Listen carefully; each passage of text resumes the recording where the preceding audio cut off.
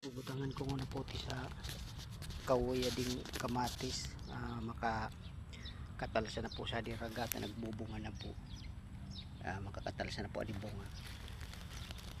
Hindi po, binutangan ko po sa kawoy. Hindi po, dapat pong kadakol kadi bunga.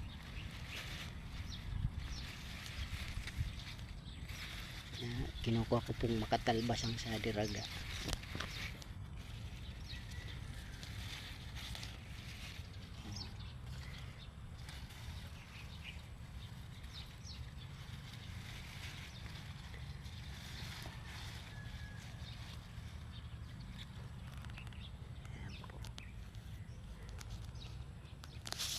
Darawa pong balagbag,